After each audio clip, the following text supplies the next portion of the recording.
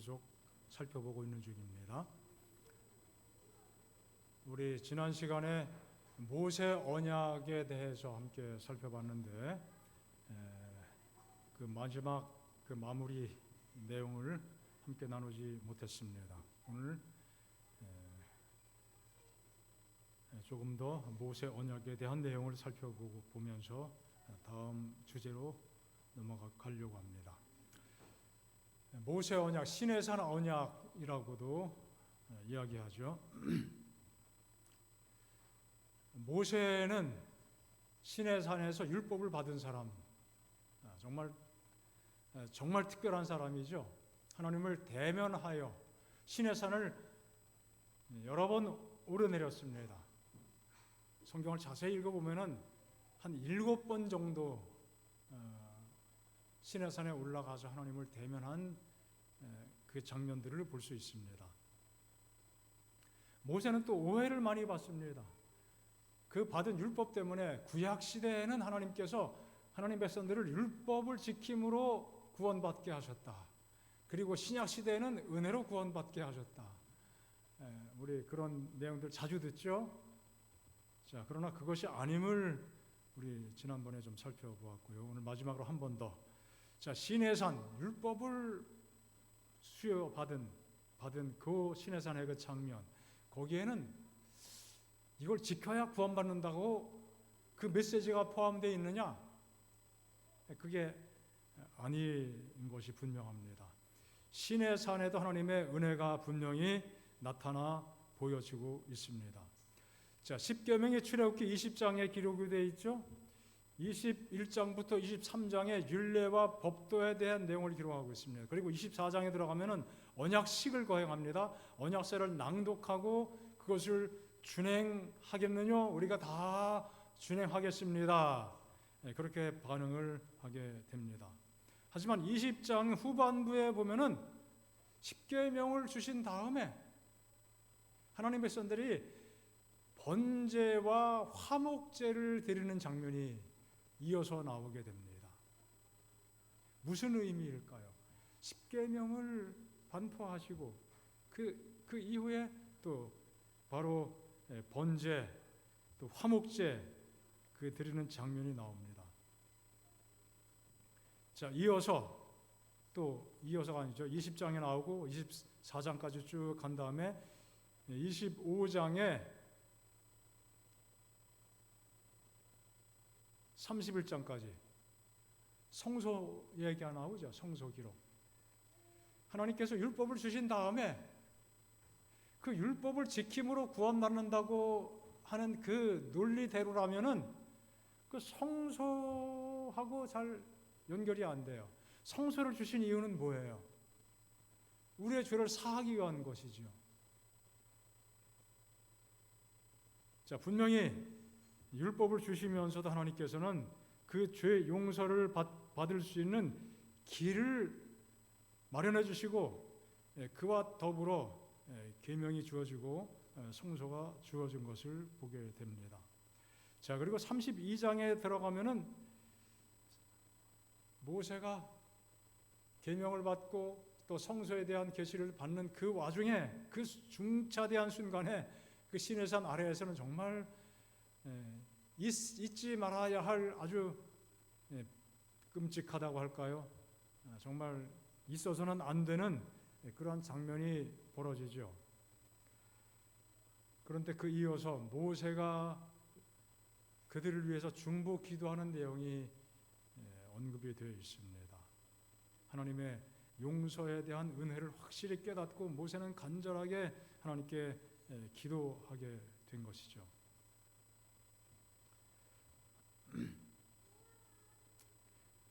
모세가 간절하게 기도한 다음에 하나님은 그에게 가나안 땅으로 올라가도 된다고 말씀하시고 내가 함께 가겠다. 모세가 한 번 더 하나님의 확답을 얻기를 원해서 그 은총을 입은 줄 내가 무엇으로 알겠습니까? 하나님, 그 말씀은 감사한데 저에게 좀 확실한 증거를 좀 보여주십시오. 자, 그런 대화들이 나오죠. 그리고 34장에 돌비를 다시 다시가 아니죠. 하나님께서 만드신 돌비를 깨뜨렸기 때문에 이제 모세가 돌비를 준비해 갔죠. 먼저 것만큼 뭐 정교하게 다듬었는지는 모르겠습니다만 어쨌든 돌비를 가지고 올라가서 하나님께서 다시 십계명을 기록해 주셨습니다. 그 자체도 굉장한 은혜가 아닙니까? 하나님께서 주신 놀라운 은혜죠. 감히 하나님께서 친수로 기록하신 그 돌비를 아무리 화가 나도 집어던져서 깨뜨렸단 말이에요. 이거는 정말 어떻게 보면 굉장한 신성모독이죠. 하나님은 그러나 그에게 모세에게 그 돌비를 가지고 만들어서 가지고 올라오라고 말씀하셨습니다.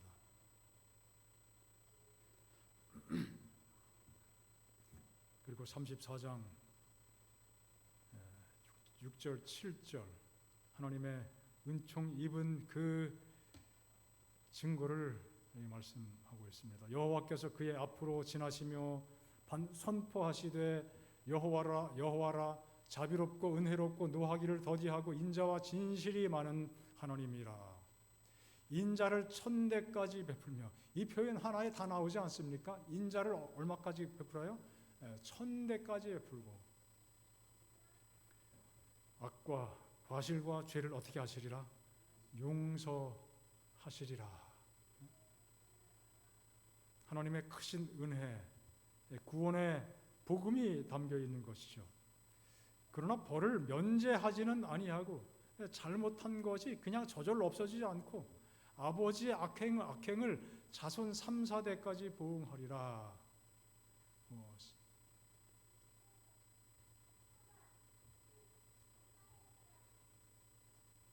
죄라고 하는 것은 쓰라린 결과를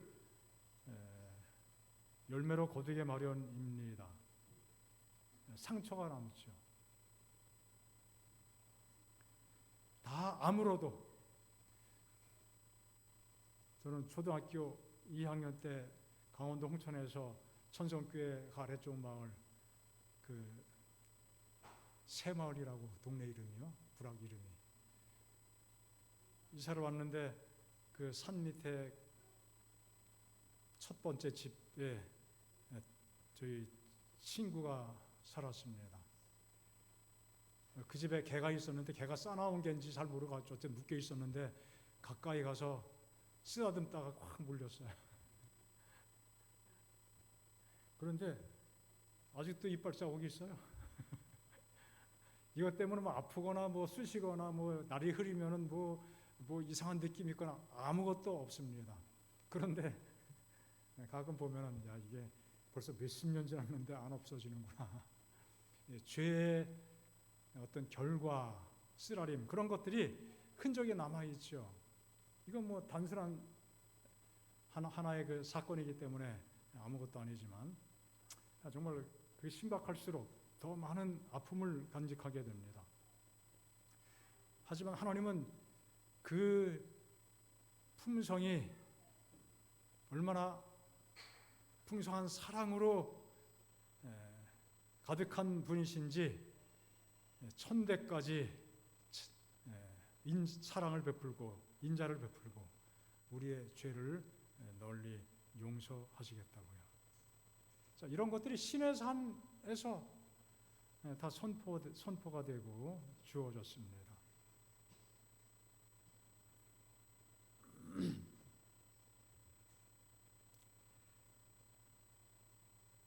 그리고 이제 신의 산에서 이 백성들과 함께 다시 언약을 세우는 그 일이 진행됐습니다.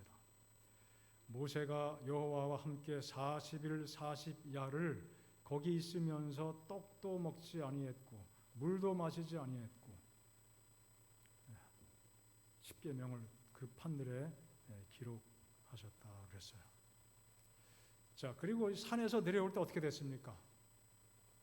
모세 얼굴에 광채가 환하게 비쳤어요.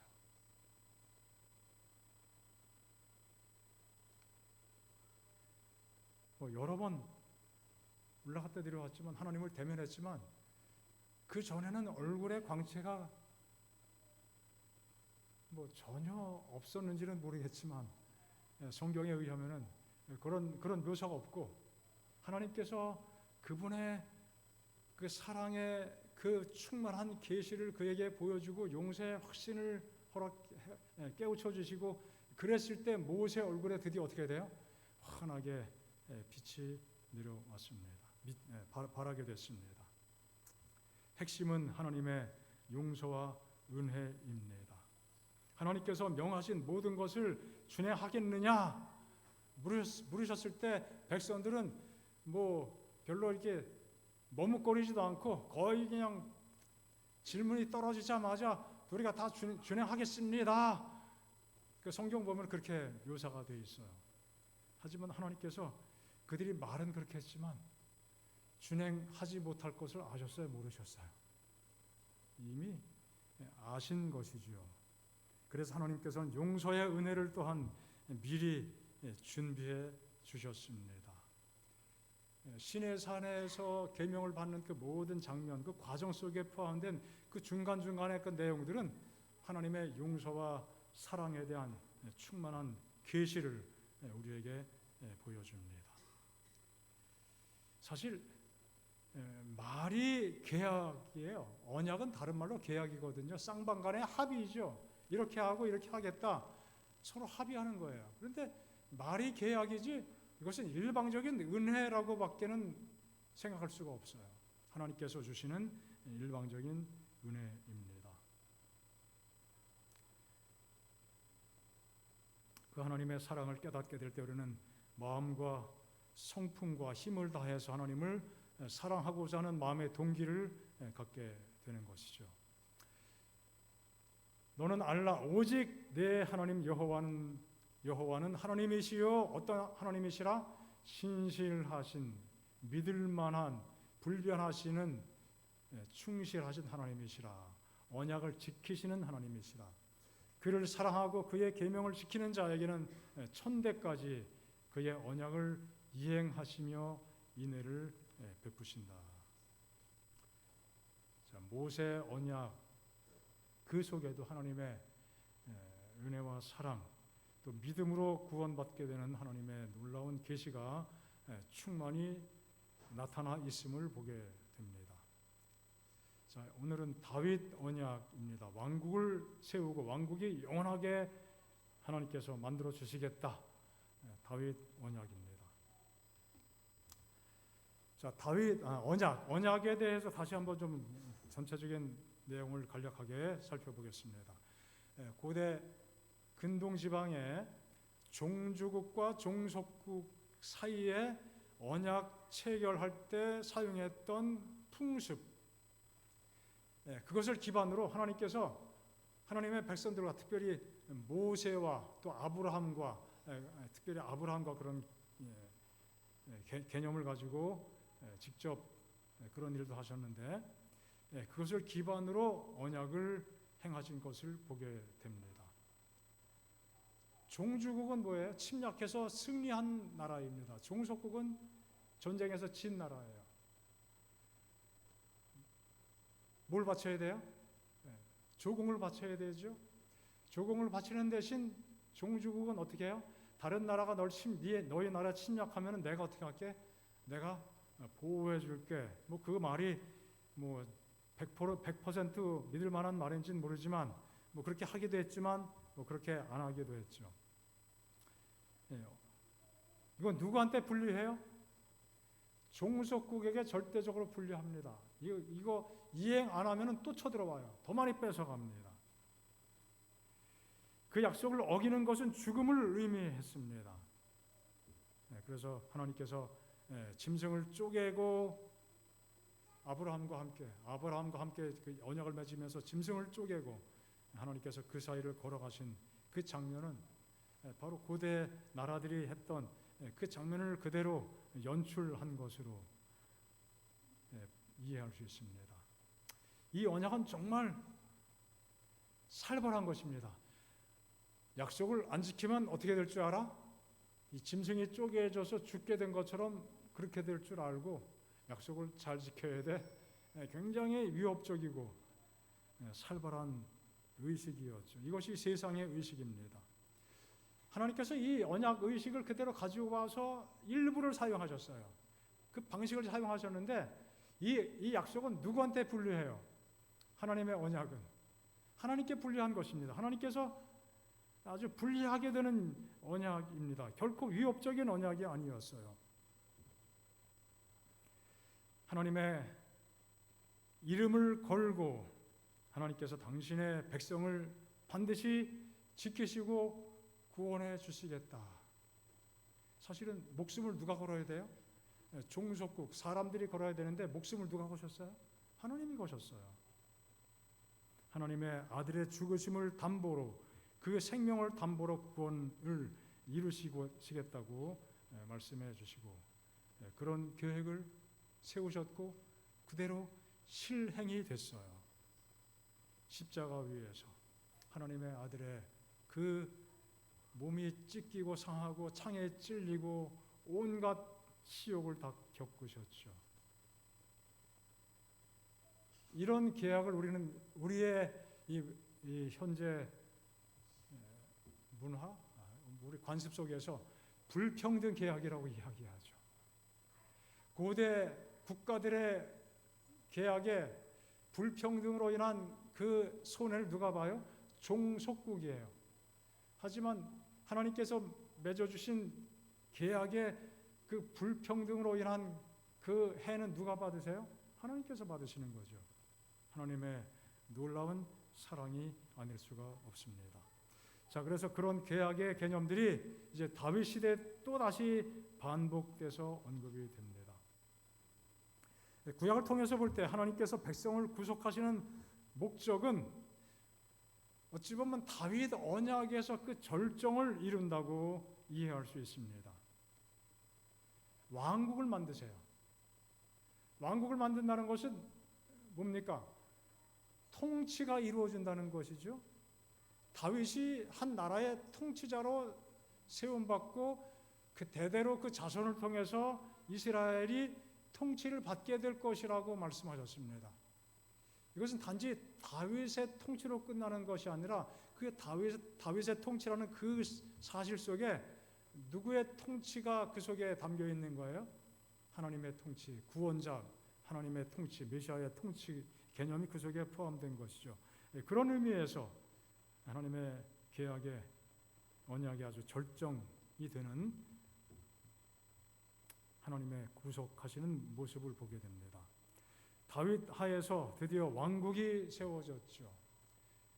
출애굽하고 사사시대가 지나고 이제 왕국 시대가 이르러서 첫 왕 사울 왕이 있었지만 사울은 하나님께 충성하지 못해서 그 왕좌를 내려놓아야 됐습니다. 그리고 다윗이 왕이 되고 다윗이 그의 자손들을 통해서 계속 그 나라를 다스리게 되었죠. 왕국이 견고하게 세워졌습니다. 물론 이제 북방 이스라엘, 남방 유다로 나눠졌지만 남방 유다는 계속해서 다윗의 자손들이 왕이 되었죠. 하나님께서 백성을 통치하시는 방식이 확립된 것이죠. 하나님의 나라, 이스라엘 그 나라에 하나님께서 그분의 보좌를 두신 것입니다. 단지 이동식 성막에 거하신 것이 아니라 예루살렘 시온산에서 하나님께서 친히 통치하시는 이제 정식 건물 안에서 하나님이 임재하시는 그 모습, 다윗의 통치와 더불어 하나님의 성전, 성막이 아니라 성전, 나란히 가게 된 것이죠. 다윗 왕국은 하나님의 왕국을 상징하는 의미를 가지고 있습니다. 또 다윗의 통치는 하나님의 통치를 상징하는 것이죠. 다윗과 맺으신 하나님의 언약은 그래서 장차 다가올 하나님의 왕국의 하나의 그림자 같은 모습, 하나님께서 통치하시는 그 세상에 초점이 맞춰지는 그 모습이에요. 다윗의 통치. 그래서 하나님께서는 이 다윗이 통치하게 하셨는데 다윗이 통치하는 그 사실을 통해서 사실은 하나님의 세상을 통치하시는 그 모습을 보여주기를 원하시는 것이었죠. 하나님께서는 하나님의 왕권을 다윗의 왕권, 다윗의 보좌에 결합시켜서 사실은 공동의 통치를 원하셨던 것입니다. 한 인간이 사람 마음대로 다스리는 것이 아니라 누구의 뜻을 따라 다스리는 것이에요? 하나님의 뜻을 따라 다스리도록 하나님께서 계획하시고 강조하셨습니다. 그래서 그 왕국의 참된 왕은 누가 되시는 겁니까? 하나님이시죠. 다윗이나 솔로몬 그 이후의 왕들은 왕이 아니라 뭐예요? 부왕? 그 정도 개념이에요. 사도행전 지금 막 생각이 나네요. 사도행전에 보면은 베드로에 대해서 설명하면서 부목자라고 이렇게 제목을 번역했어요.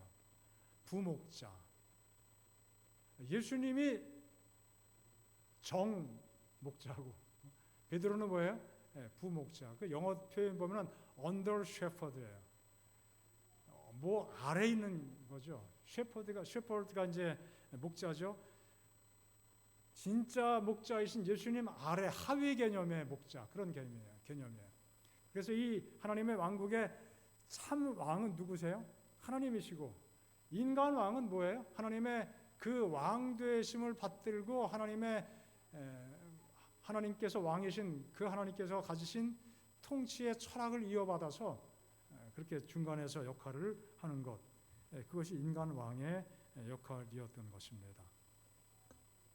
자, 그 하나님의 계획이 신명기에 분명히 나타나 있습니다.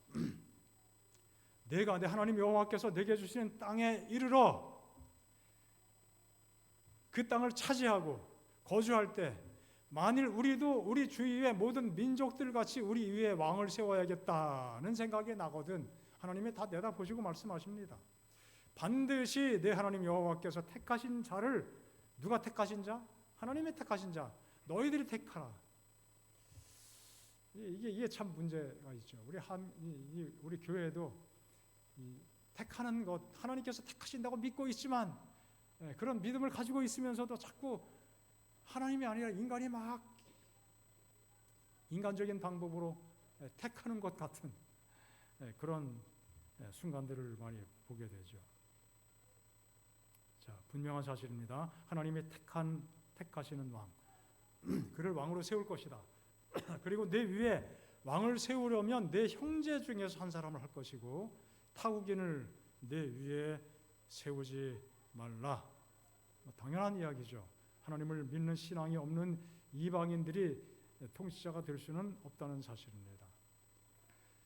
자, 그리고 그는 왕이 됐을 때 무엇을 많이 두지 말라? 병마, 군사, 권력 많이 쓰지 말라. 또 병마를 많이 얻으려고 그 백성을 애굽으로 돌아가게 하지 말라. 이는 여호와께서 너희에게 이르시기를 너희가 이후에는 그 길로 다시 돌아가지 말 것이라. 애굽에서 종로로 타다가 나왔는데 거기 뭐 돌아갈 일이 뭐가 있냐? 절대 거기는 가지도 말라. 발붙이지 말라. 그에게 아내를 많이 두어 그의 마음이 미혹되게 하지 말라. 또 자기를 위해서 은금을 많이 쌓지 말라. 왕이 되면은 이런 미혹을 받게 되죠. 그렇게 하면은 절대로 안 된다. 하나님의 뜻이 그렇지 거기에 있는 것이 아니라고. 자, 그리고 또 한 가지. 그가 왕 위에 오르거든 이 율법서의 등사본을 레위 사람 제사장 앞에서 책에 기록하여. 율법서의 등사본을 누가 기록했다고 하는 건지는 어쩌면 왕이 기록하는지 모르겠습니다.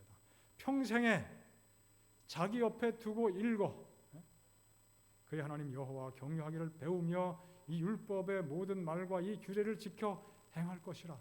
왕은 반드시 그의 옆에 뭘 두었어요? 하나님의 말씀 율법서를 두고 날마다 읽고 거기서 하나님의 뜻이 무엇인지 배우고 터득하고 깨닫고 묵상하고 하나님 여호와를 경외하기를 배우고 율법의 모든 말과 규례를 지켜서 행하라. 그리고 그 말씀을 따라 통치하라. 이게 누구의 통치입니까? 하나님의 통치죠. 그리하면 그의 마음이 그의 형제 위에 교만하지 아니하고 이 명령에서 떠나 좌로나 우로나 치우치지 아니하리니 이스라엘 중에서 그와 그의 자손이 왕 위에 있는 날이 장구하리라. 이런 왕이면 참 백성들이 행복하겠죠. 얼마나 행복하겠습니까? 하나님이 그렇게 살아가기를 기대하셨던 것입니다.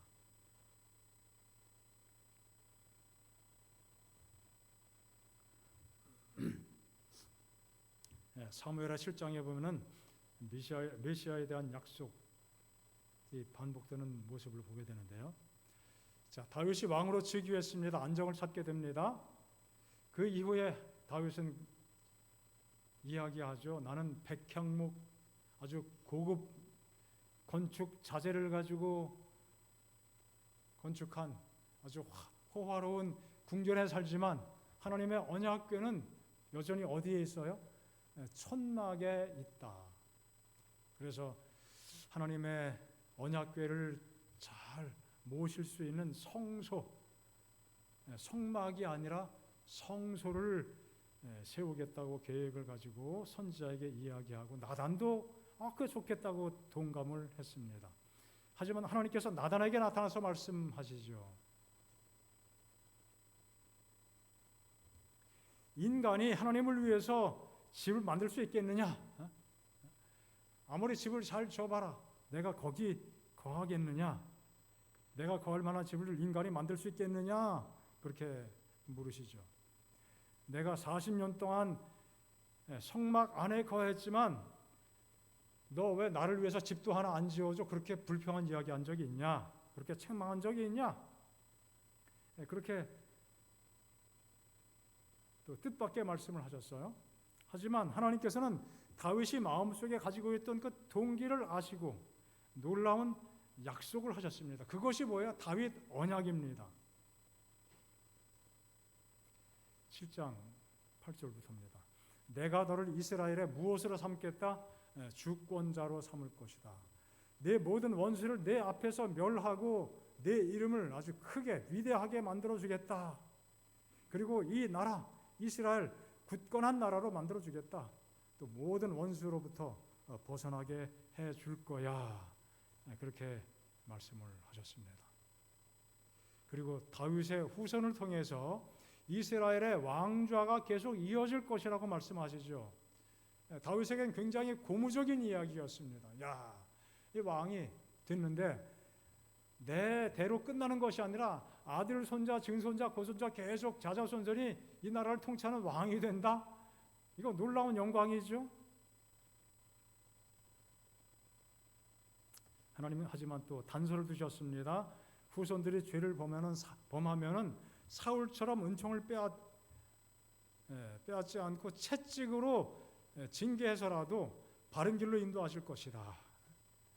사울은 은총을 빼앗겨서 왕이 안 됐어요. 근데 이 너희 후손들은 죄를 범해도 너를 내치지 않고 어떻게 해서라도 채찍을 들어서 고쳐서라도 바른 길로 인도해서 계속 왕좌를 물려주겠다.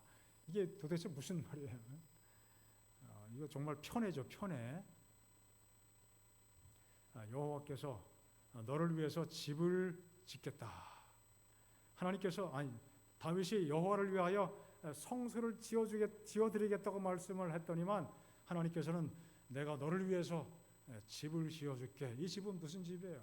눈에 보이는 집이라기보다 왕권을 통해서 하나님께서 이 땅에 세우시는 하나님의 왕국, 하나님의 통치가 시행되는 그 큰 하나님의 나라, 바로 그 집을 의미합니다. 자, 그리고 14절에 이런 말씀이 담겨 있습니다.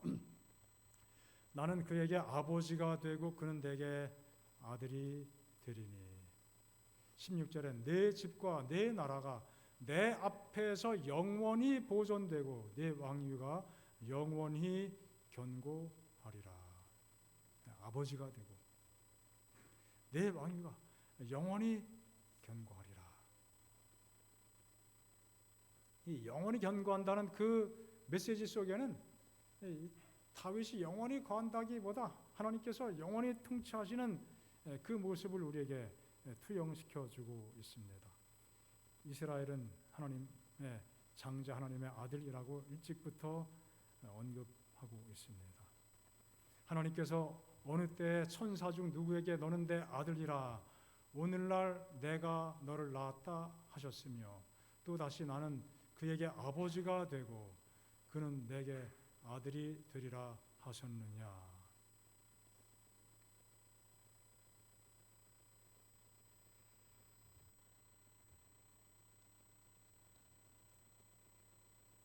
자, 이 말씀은 창세기 17장에 나오는 하나님께서 아브라함에게 심히 번창하게 해주시겠다는 그 말씀과 다 연결되는 말씀들이죠. 아브라함과 다윗 왕국에게 선언하신 이 복이 다윗에게도 허락됐고 본질적으로 같은 복이죠. 이것은 근본적으로는 창세기 3장 15절에 약속된 메시아의 강림, 그 약속을 성취시켜 주시겠다는 말씀을 의미를 담고 있는 것입니다. 다윗이 언약궤를 위해서 언약궤를 보관할 집을 짓겠다, 성소를 짓겠다고 말씀했지만 하나님께서는 오히려 다윗으로부터 하나의 큰 집을 세우겠다고 말씀하셨습니다. 왕조를 세우시는 것이죠. 아브라함과 모세 언약에는 포함되지 않은 또 새로운 국면을 우리에게 보여줍니다. 그래서 이 하나님의 언약이 점점 확대되는 그 모습을 보게 됩니다. 하나님께서 약속하신 대로 하나님은 아버지를 신뢰하고 순종할 때 늘 평안했고 하나님의 약속이 이루어진다는 사실을 강조해주고 있습니다. 자, 이 지도는 이스라엘의 지도입니다. 좀 지도가 흐린데요. 이 남쪽으로부터는 이집트가 있고 해안선을 따라서 블레셋이 있고 에돔, 암몬, 모압, 암몬 쭉 사막 지역에 강대한 나라들이 있습니다. 그리고 저 북쪽에 이제 아람이 있고 뭐 저기 아시리아, 페니키아 이런 나라들이 있습니다. 자, 그리고 그 틈바구니에 껴있는 나라가 어느 나라예요? 이스라엘입니다. 사실 이런 강대국들이 이미 자리 잡고 있는 지역에 이 지형적 조건 속에서 하나님께서는 이 이스라엘을 이곳으로 인도해 주셨죠. 아주 굉장히 싸움을 잘하고 전쟁을 좋아하고 잔인스러운 민족들이 이곳에 포진하고 있었습니다. 그런 나라들에 비하면 나라들의 강대함과 군사력에 비하면 이 나라는 정말 아주 약소국이에요. 약소국. 자, 우리 한반도도 아주 역사 오래전부터 큰 거대한 나라 틈바구니에 껴가지고 고초를 많이 겪었죠. 뭐 지금은 어쩌면 옛날보다 더 어려운 상황에 우리가 살고 있는지 모르겠습니다.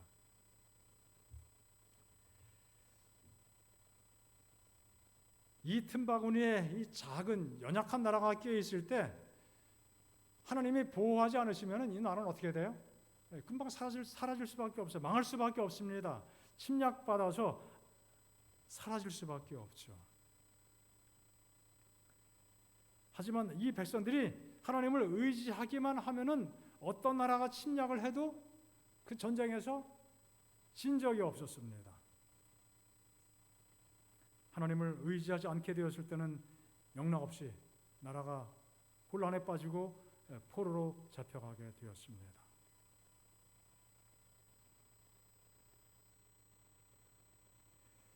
대형 박물관에 보관하고 있는 오벨리스크, 큰 기둥이죠.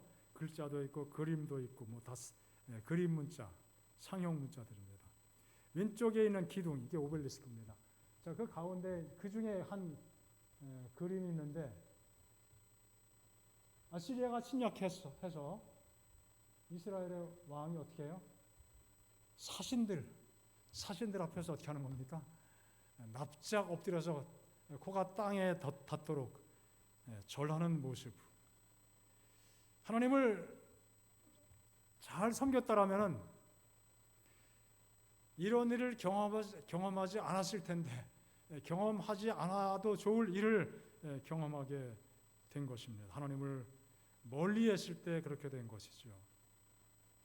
자, 이런 모습은 어쩌면은 우리가 세상을 살아가면서 하나님을 제대로 섬기지 않게 되었을 때 우리가 영적으로 세상에 굴복하는 그 모습을 상징적으로 보여주는 그림이기도 합니다.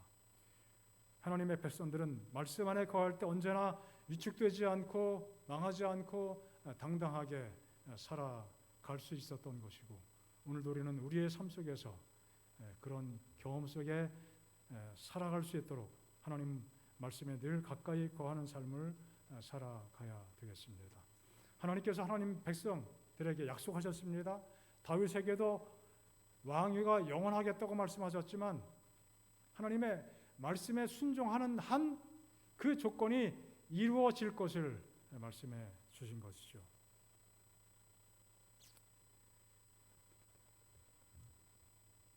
엘리야가 모든 백성에게 가까이 나아가 이르되 너희가 어느 때까지 둘 사이에서 머뭇하려느냐. 여호와가 만일 하나님이면 그를 따르고 바알이 만일 하나님이면 그를 따를지니라. 이 호세의 말씀, 바로 이 말씀이 우리를 향한 하나님의 호세의 기별임을 기억하고 오늘 세상을 살아갈 때 세상 신을 따를 것이 아니라 하나님만 온전히 따르는 그러한 믿음의 충실함을 가지고 살아가야 될 것입니다. 하나님은 늘 하나님의 백성들과 함께 하셨습니다. 이스라엘 자손과 더불어 다니는 모든 곳에서 언제나 우리와 함께 하시는 하나님, 이스라엘과 함께 하셨고 지금 여전히 하나님은 우리와 함께 하십니다. 임마누엘 하나님이십니다. 다윗의 언약은 궁극적으로 그 그리스도 안에서 성취되었습니다. 하나님은 다윗의 집뿐 아니라 우리 모두의 집을 세우기를 원하십니다. 오늘 우리의 삶에 어려움과 고난이 있고 때에 따라 피곤하고 또 시련 가운데 있을지라도 주님을 굳게 의지할 때 하나님이 주시는 승리 속에 살아갈 수 있음을 믿고 하나님을 의지하는 성도가 되어서 주께서 집을 세워주시는 그 은혜 가운데 살 수 있기를 간절히 바랍니다. 우리 개인 기도 시간입니다. 하나님의 귀하신 은혜가 우리 모두와 함께 해주시기를, 특별히 학생 전도회가 다음 안식일부터 3주 연속으로 진행이 됩니다. 하나님의 말씀이 학생들의 마음속에 깊이 새겨지는 또 새로운 경험이 되도록 함께 기도해 주시기 바랍니다.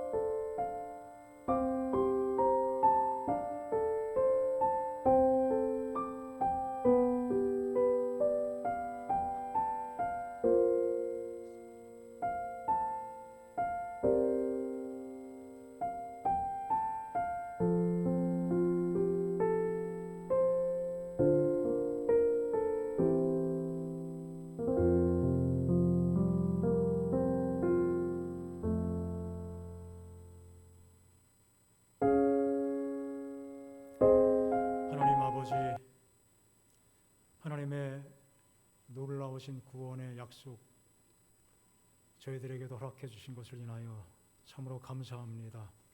변치 않는 또 사랑으로 우리에게 은총을 베풀어 주신 것을 인하여 감사합니다. 끊임없이 주의 종들을 통하여 하나님의 구원을 약속해 주신 그 약속이 오늘 저희들에게 이르기까지 주어지게 하심을 감사합니다. 주의 말씀에 온전히 거하도록 성령으로 늘 이끌어 주시옵소서.